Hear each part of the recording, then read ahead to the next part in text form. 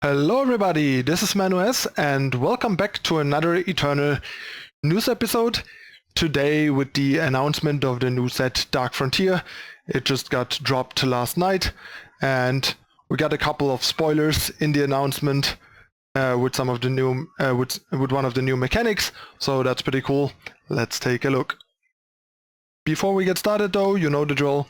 Hit the subscribe button, turn on notification icon if you're new to the channel to not miss out on future content, and please consider whitelisting YouTube on your adblock to help support us content creators for free. Alright. Okay, so there it is. I'll be posting the link in the description down below for you guys to check it out yourself if you want to read the whole thing. So yeah, Dark Frontier, over 200 new cards. We don't know exact release still. That's one of the things that I kind of dislike. I feel like it would be much nicer if we had like set release dates, kind of like we know from other card games like Magic, where you know every year this is the cycle and you get your set at the beginning of a month with like the pre-release at the end of a month and stuff like that.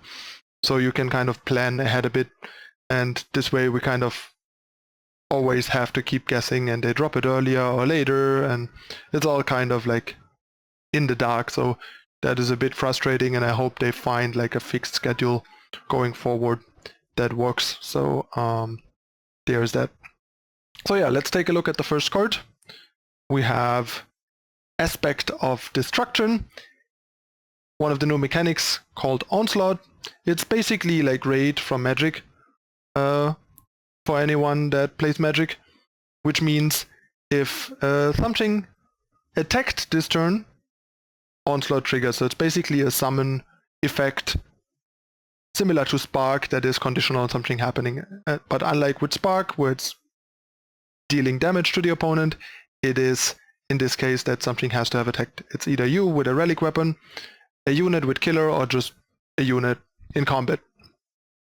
Ideally, in case of Aspect of Destruction, you want to trigger Onslaught with a relic weapon or a killer effect, so you can attack twice with Aspect of Destruction. Because when you play it, it's a 7 cost 6/4 with charge, and Onslaught ready your units, they can attack again. I guess the thing is here, the way it is worded, that triggering it with killer or a relic weapon doesn't really do that much, because it triggers right away, so you can't really get 2 attacks out of Aspect of Destruction either way. So forget what I said there. Now that I looked at the exact wording again, that doesn't really work. So yeah, basically you attack with your units, then you play Aspect of Destruction post-combat, and then you attack with all of your units again, including Aspect of Destruction. Yeah, I mean, it's a 7-drop. It has only 4 toughness, but it also gives you like a free combat step. It's kind of like a bad news with a body. Definitely interesting, could be constructed playable. Seems pretty powerful in a charge rod type deck, so maybe we will see a resurgence of that. But yeah, mechanic is nice, but nothing too special.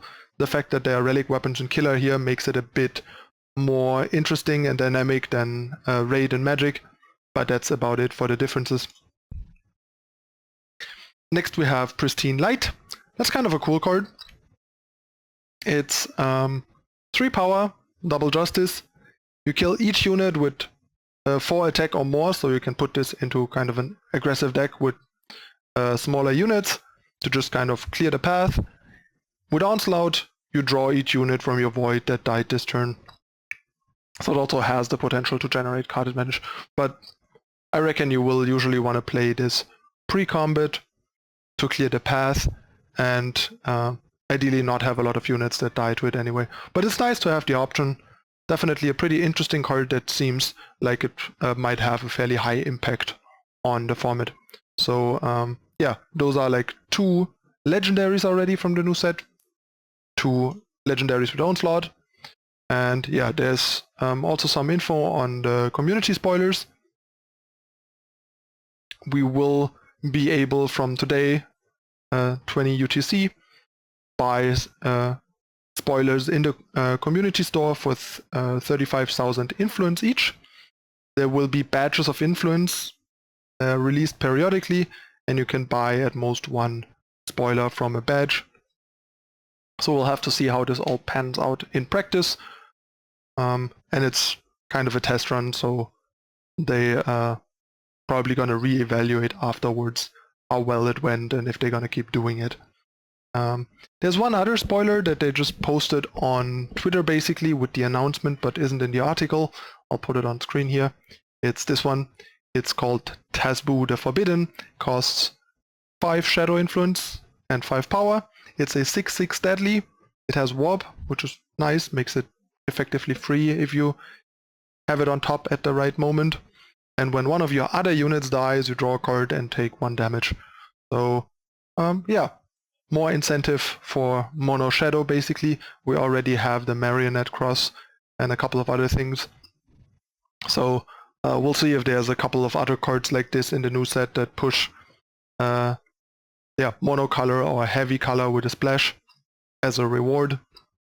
This definitely requires you to at best be splashing, like lightly splashing 1 color and otherwise be mono shadow. Card doesn't seem bad though, like a 5-cost 6/6 deadly that is potentially free and can generate additional card advantage, like for example playing this and then just turning everything sideways into your opponent's board when they don't have power open to kill it right away and stuff like that can create some nice situations. And also it is another legendary, so we already seen like 3 legendaries from the new set just when the spoiler season kicked off. Looking forward to more spoilers. I will obviously give you my scoop as they will be released, so make sure to stay tuned.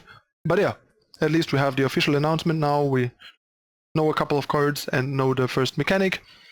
Curious what else the new set is going to have in store other than like the obvious other half of like the 3 faction and smuggler support that everyone is waiting for. Alright, that's it again already for this Eternal News episode. If you enjoyed it, hit the like button, let me know in the comments what you think of the new cards and the new mechanic. Share it with your friends. Make sure to subscribe down below. Turn on the notification icon to not miss out the rest of the spoilers and other Eternal content coming up. And please consider whitelisting EternalTitans.com and YouTube on your adblock to help support us. That would really mean a lot. Thanks for watching everyone. I'm your host ManuS. I'll see you next time. Bye.